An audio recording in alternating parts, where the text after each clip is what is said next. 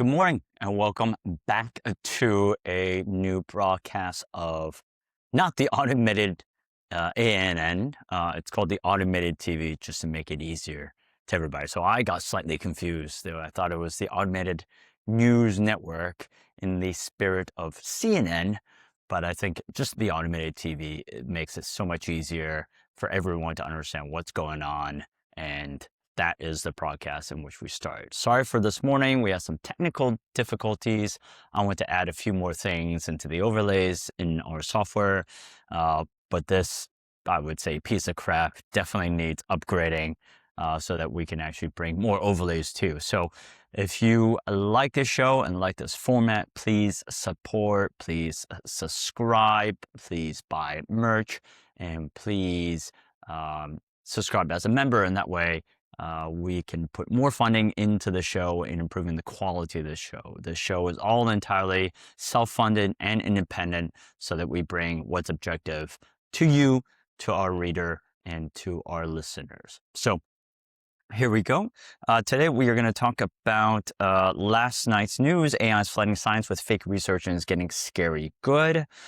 First, we're going to talk about Elon Musk throwing XAI into the coding ring. So yesterday we covered a bit of news over the weekend about Perplexity and OpenAI allowing codecs into your phone. Now, Elon Musk is throwing XAI into the coding ring as well. So they've built their own coding agent called GrokBuild, and it's essentially competing with Anthropic's Claude Code as well as Codex, OpenAI's Codex as well.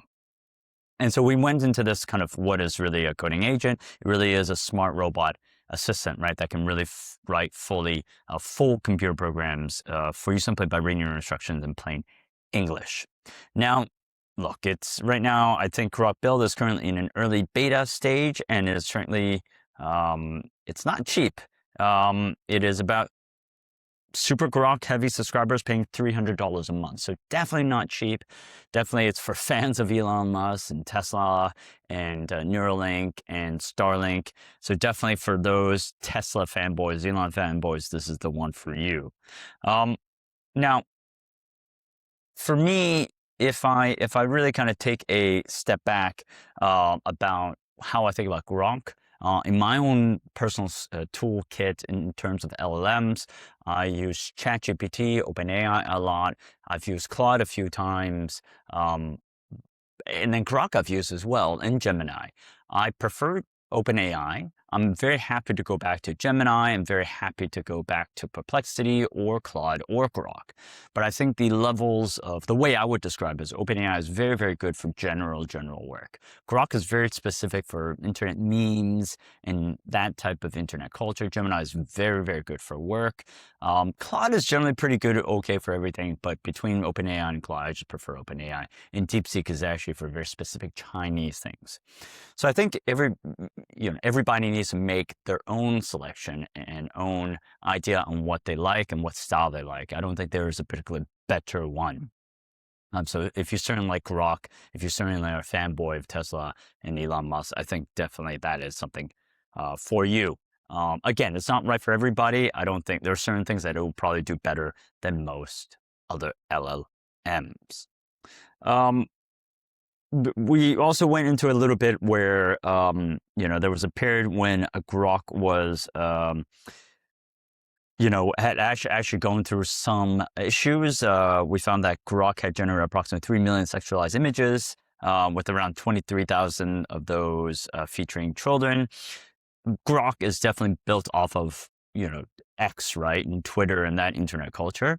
So definitely there are cons as well as pros surrounding that, right? So I didn't like it because it skews too much to the whirlpool, sometimes cesspool, that is X, and I like to keep mine a little bit more clean in terms of work, in terms of output.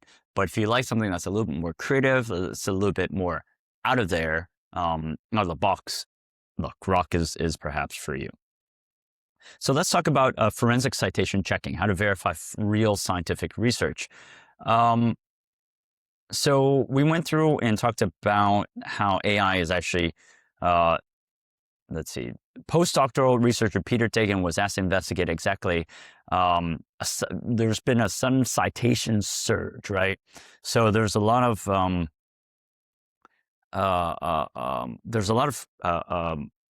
papers that actually have a lot of citations. Normally academic papers, you have to cite your sources, right? And where it exactly comes from. And so we suddenly found that there's a certain citation surge. A lot of papers actually have a lot of citations, which is good because it shows credibility on the part of the researcher to have a lot of citations. But what we found is actually AI-generated research papers are infiltrating these legitimate academic journals at scale. But what's more importantly, there's a lot of fake citations. These are obviously not obvious fake papers. They're flawless academic formatting, convincing abstracts, sensitive bibliographies, pointing to real, actual published papers. So on the surface, it looks like they're real papers. But the real problem is that the citation context is pure fiction. Now,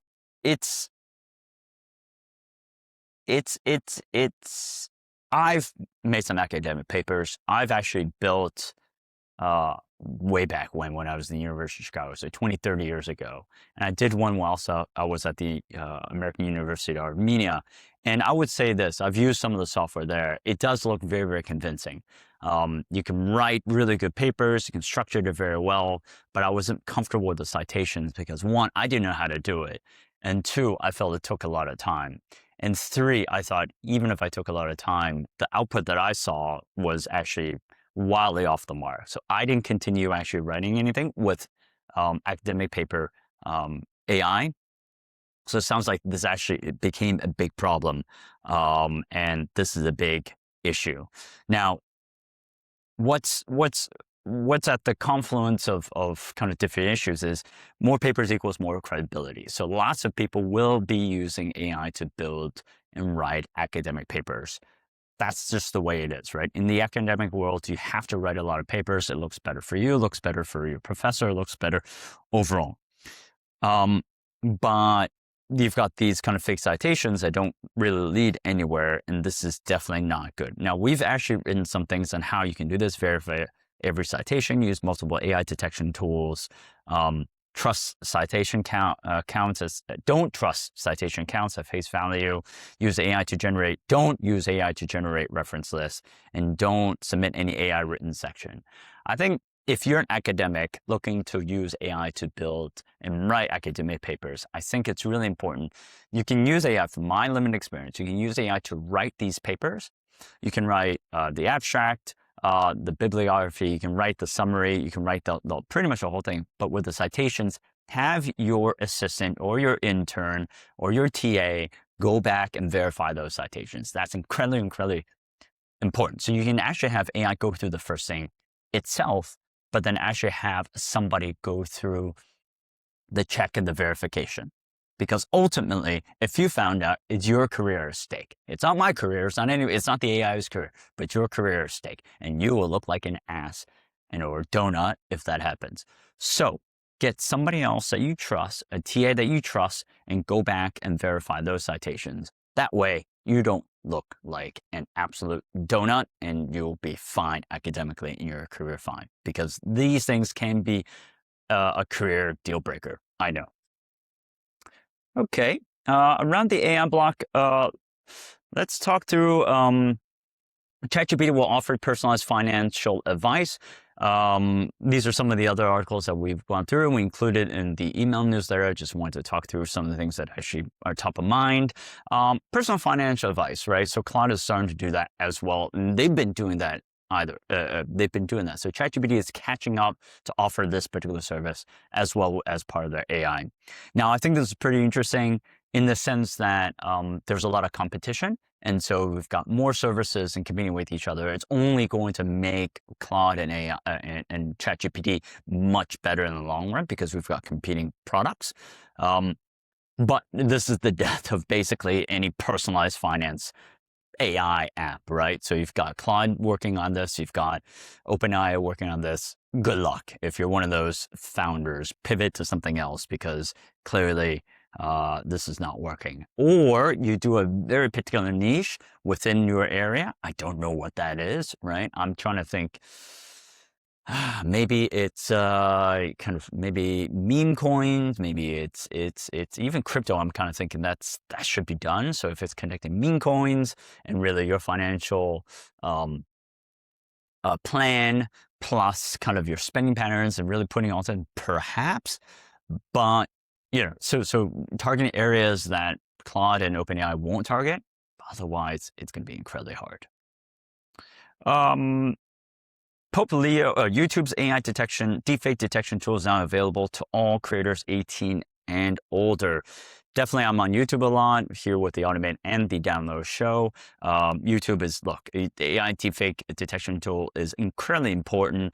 We've invested in AI detection tools, deepfake detection tools. There's a startup called Citations based out of Amsterdam. We've been doing this for years. It's incredibly important work, needs to be done. And so I'm glad that YouTube is finally kind of doing this. I hope they are working with Sensity on this. So here's a call out to YouTube to work with Sensity so that they have something working together. Pope Leo launches AI commission. I think this is rather interesting. I'd like to, these AI commissions, how much of it is hype and how much of it is real, you never know. I've worked with governments with AI. However, I think whatever is interesting, it is interesting to see high-level leaders work on this and really think about AI and where it goes forward. I think if it is something that is interesting going forward, I would probably say that it's something to do with how do you deal with AI and its biases? How do you talk about AI in church?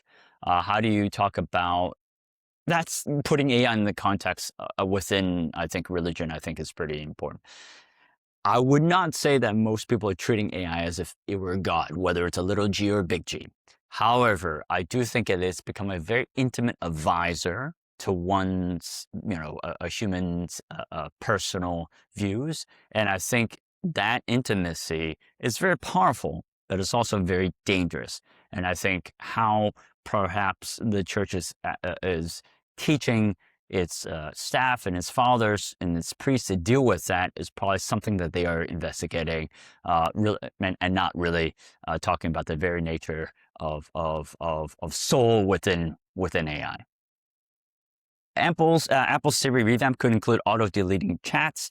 We've been talking about Apple Siri for a long time, whether it actually is improving. I haven't really worked with Siri as much anymore. I was a very early adopter of Siri.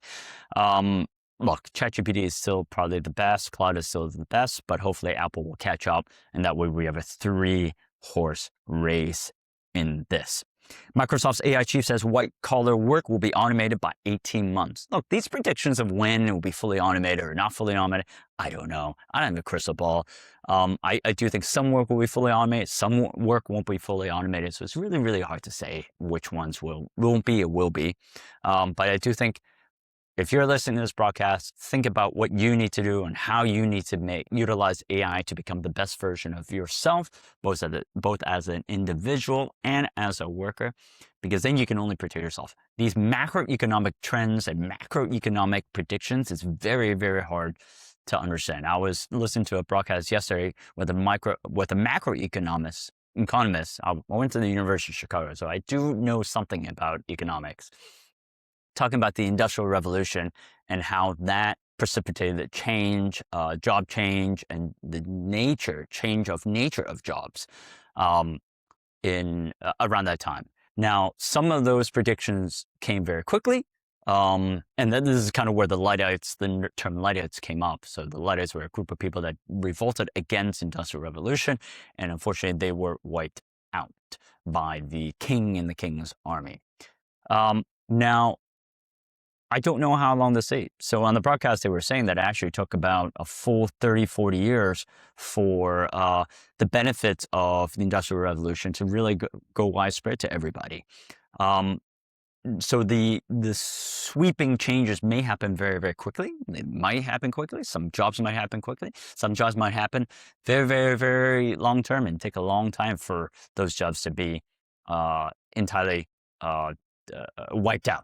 So whatever it may be, focus on you and focus on what you need to do so that you won't be made not just redundant, but you'll find your value within this age of AI. I think that's incredibly important. That's something I want to say to you. Make sure you understand.